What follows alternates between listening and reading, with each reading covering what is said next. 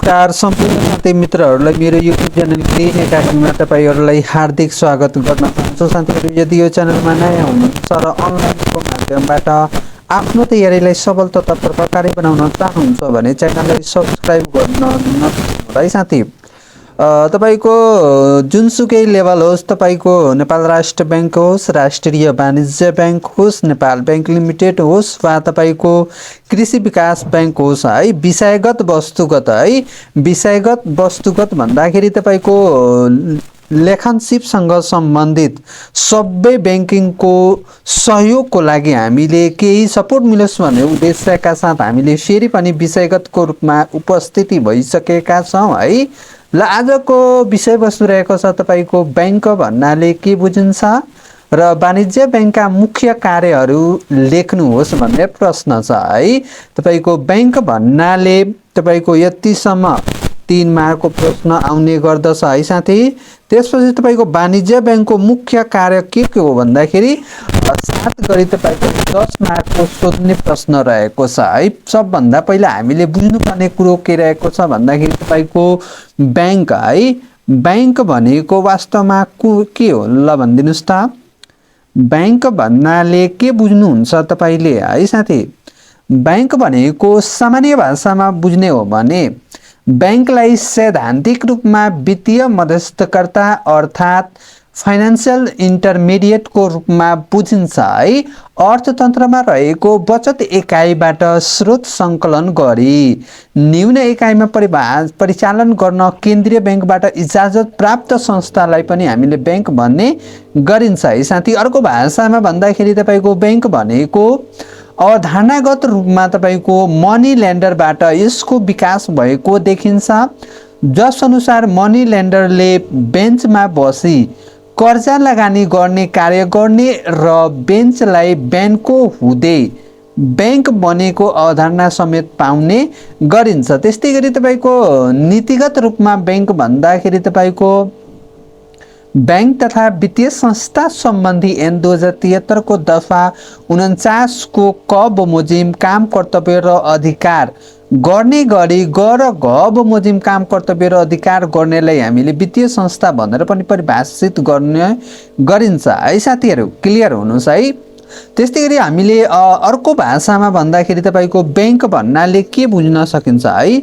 हजुरहरुको भाषामा बैंक भन्नाले अर्को भाषामा के भन्न सक्छ भन्दाखेरि वित्तीय मध्यस्थकर्ताको रूपमा पनि लिन सकिन्छ है। बैंकलाई हामीले के को भाषामा रूप लिन सकिन्छ भन्दाखेरि वित्तीय मध्यस्थकर्ताको रूपमा पनि लिन सकिन्छ। त्यस्तै गरी निक्षेप संकलन तथा परिचालन गर्ने संस्थाको रूपमा पनि लिन सकिन्छ। त्यस्तै गरी तपाईको बैंकलाई अर्को भाषामा पुँजी निर्माणको माध्यमको रूपमा लिन सकिन्छ।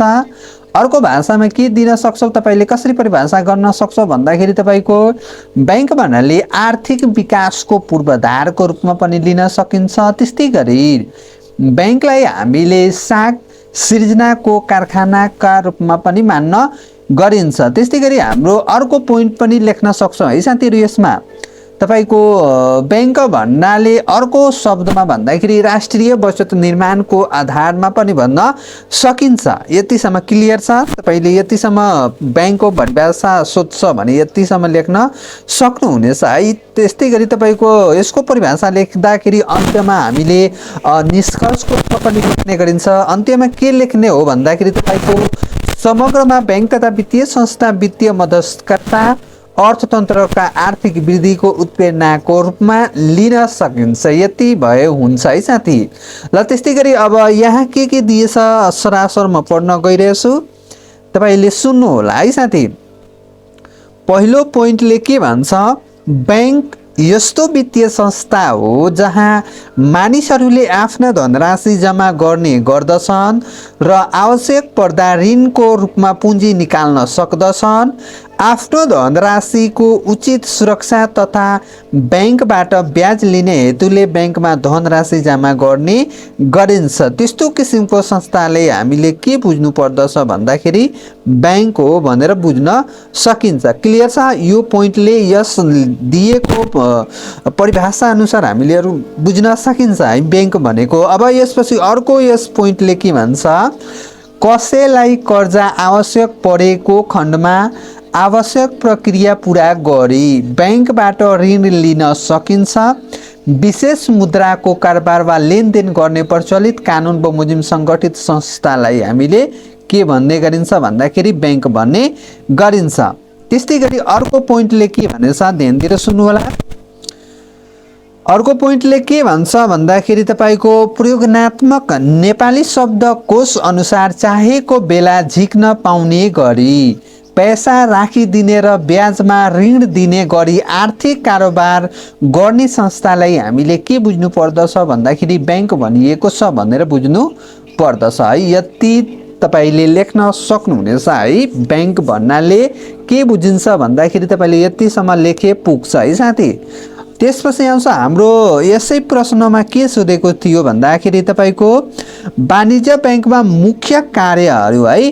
वाणिज्य बैंकको मुख्य कार्यहरू के हुन सक्छन् है। तपाईले चाहनुहुन्छ भने एक्ट अनुसार पनि लेख्न सक्नुहुनेछ। सबभन्दा पहिला वाणिज्य बैंकको कार्य लेख्नुभन्दा पहिला बुझ्नुपर्छ है वाणिज्य बैंक वास्तवमा भनेको के हो। ल भनिदिनुस् त, गेस गर्नुस् त। यसमा के भन्छ भन्दाखेरि तपाईको वाणिज्य है वाणिज्य बैंकहरूले निक्षेपको रूपमा है वाणिज्य बैंकहरूले निक्षेपको रूपमा बचत है साथीहरू बचत स्वीकार गर्ने र कर्जा अर्थात् ऋण प्रदान गर्ने कार्यका अतिरिक्त एक ठाउँको रकम अर्को ठाउँमा पठाउने विप्रेषण कारोबार गर्ने विदेशी मुद्रा सटै गरिदिने प्रतिपत्र कारोबार गर्ने र अन्तर्राष्ट्रिय लेनदेनलाई सजिलो बनाउने ड्राफ्ट तथा के भन्छ रे सीसीटीवी मार्फत के भन्छ रे टीटी मार्फत तपाईको पैसा पठाइदिने सरकारी कारोबार गर्ने सुनचाँदी कर्जा ओभरड्राफ्ट सुविधा बैंक ग्यारेन्टी जस्ता विभिन्न वित्तीय कारोबार गर्ने संस्थालाई हामीले वाणिज्य बैंकको रूपमा बुझ्ने गरिन्छ है। यतिसम्म क्लियर छ। जुनसुकै होस् तपाईको जसरी यसरी प्रश्न सोद्धाखेरि तपाईको वाणिज्य बैंकको काम कर्तव्य र अधिकारहरू के हुन् भन्दाखेरि सबभन्दा पहिला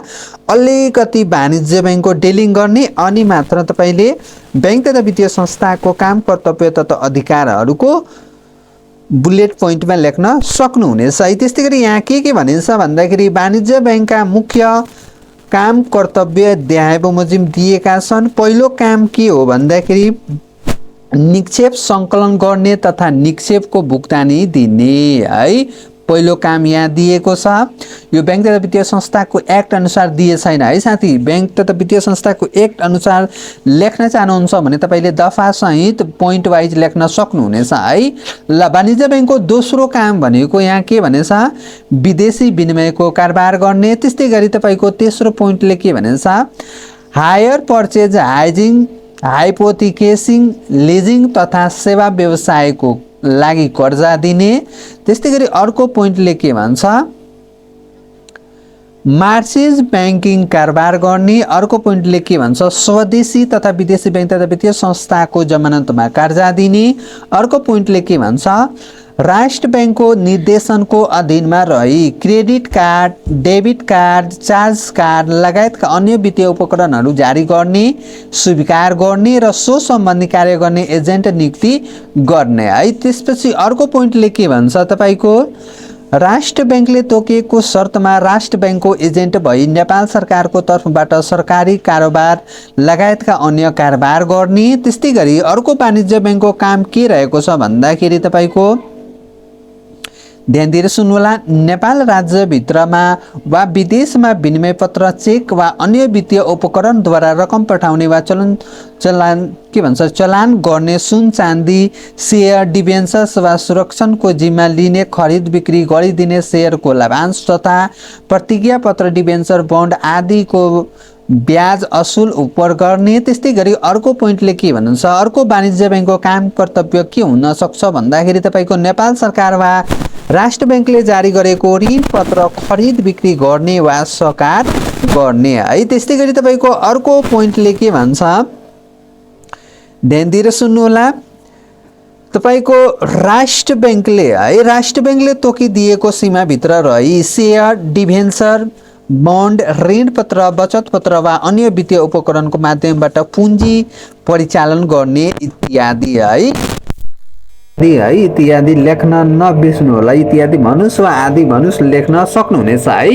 यसपछि यस प्रश्नको निष्कर्ष लेख्नु होला है। इक्जाममा जहिले पनि जुनसुकै प्रश्नको अलिकति डिलिङ सहित तपाईँले निष्कर्ष लेख्न नबिर्सनु होला है साथी। निष्कर्षमा के लेख्ने हो भन्दाखेरि तपाईँको सर्वसाधारणबाट विभिन्न माध्यम मार्फत निक्षेप सङ्कलन तथा कर्जा परिचालन गर्ने वित्तीय संस्था नै ब्याङ्क हो।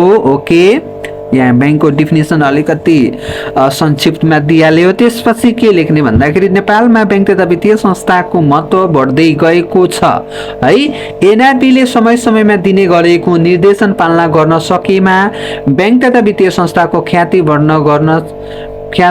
बढ्न सक्ने तथा सेवा तथा सुविधा विस्तार गरी उच्च प्रतिफल प्राप्त गर्न सकिन्छ। यति तपाईँले निष्कर्षमा लेखिदिनुहुन्छ भने तपाईँको प्रश्न उत्तर कम्प्लिट हुन जान्छ। क्लियर छ साथीहरू? भिडियो कस्तो लाग्यो आफ्नो प्रतिक्रिया दिन नबिर्सनु होला। साथै भिडियो राम्रो लाग्छ भने लाइक गरिदिनु होला। यदि हजुरहरूलाई कुनै च्याप्टरको लिखित विषयगत चाहियो भने तपाईँले कमेन्ट बक्समा कमेन्ट गर्न सक्नुहुनेछ है साथी। यति भन्दै म बिदा हुन चाहन्छु। हस्त, धन्यवाद।